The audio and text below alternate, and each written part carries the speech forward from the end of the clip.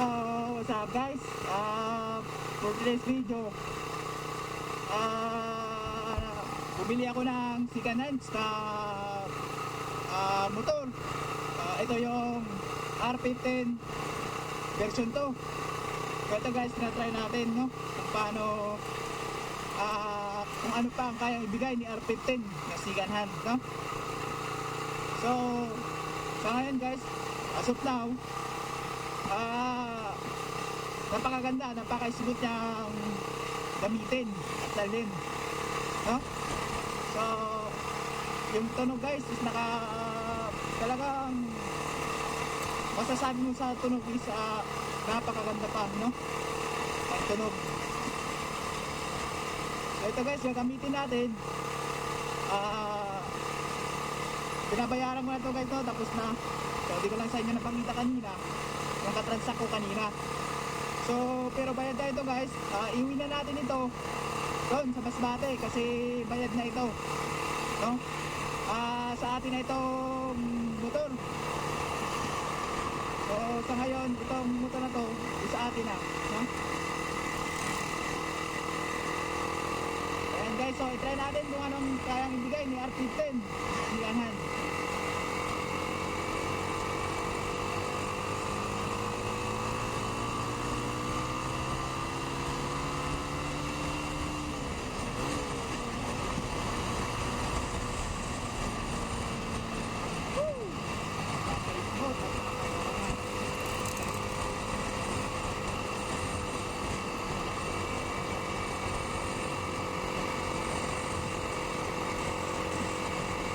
Kita nyo guys, ang sarap sa pakiramdam. First time makasakay ng R15 at nakagamit ng R15. Napaka-smooth, napaka-angas guys. Sarap sa pakiramdam.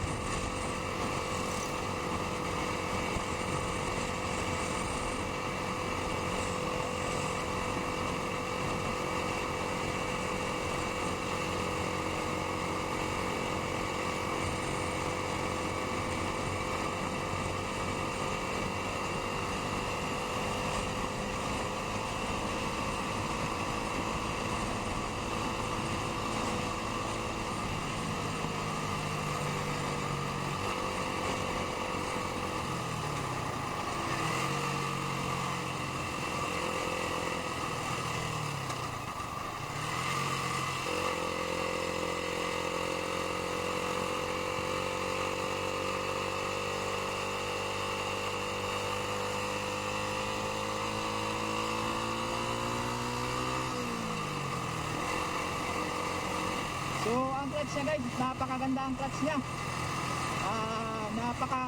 Napaka-smooth, no?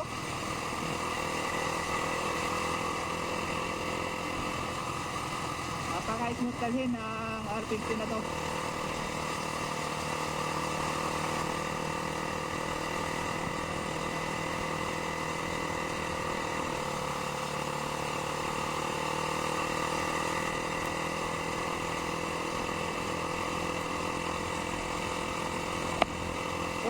Itong R15 guys, ito talaga yung pangarap ko na magkaroon ng R15. So kahit papano, kahit second hands ito guys, at least naka-try tayo mag R15, ano? Sa wakas na-try ko rin magkaroon ng R15, ano? Second hand lang to guys, pero maganda yung ano niya, palo niya, no? Parang wala kang maramdaman na kahit anong nagkakaibang tunog. So siguro sa first time ko nakagamit at bago lang, so i-try natin guys na ilang months, no? Kung anong maramdaman natin kay R15, no? Kung talagang ano talaga to si R15 guys, kasi nabili natin to ng second hand, no? Hindi natin alam kung anong issue. Kasi ang sabi na nagbibenta is okay naman daw. Wala pang bukas ang makina, or stock engine. Ayan. Ito sa camera sa front is pinalitan na niya.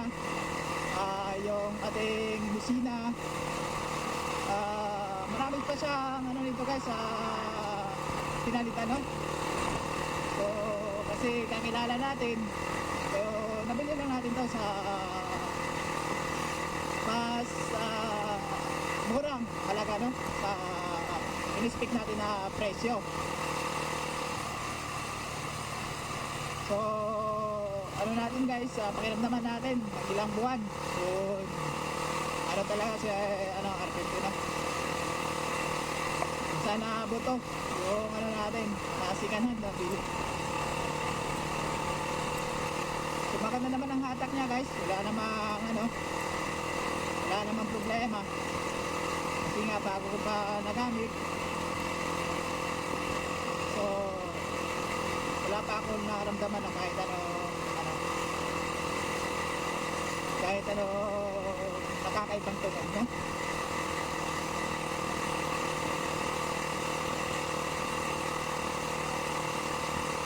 Napakasarap guys sa pakiramdam.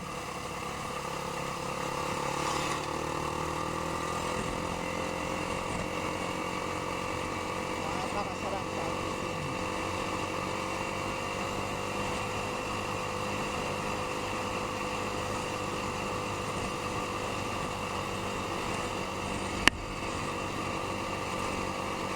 big bike lang, oh. Sarap sa pakiramdam guys. So nung una, pangarap ko talaga mag-R15. So ngayon, kahit pa paano, sikanag lang, natupad na. So nakasakay na tayo guys ng R15 na lang. Hindi ko sukat akalain na magkakaroon ako nito, no?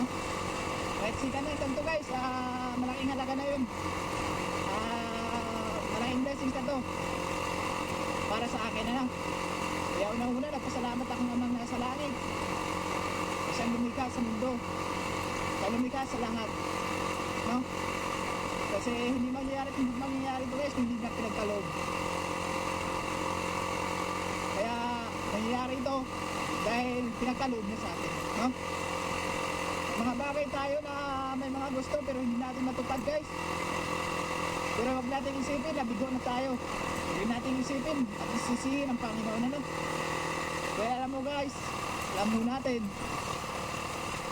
na may mga plano ang Diyos na hindi para sa atin dahil yun ay kakapahamak natin, no? Tandaan mo, walang ama may papahamak ang kanyang anak. Kaya maraming salamat sa amang nasa langit. Ibig ako nagpapasalamat sa mga pagsubok na dumating, sa mga biyaya, sa kasaganahan.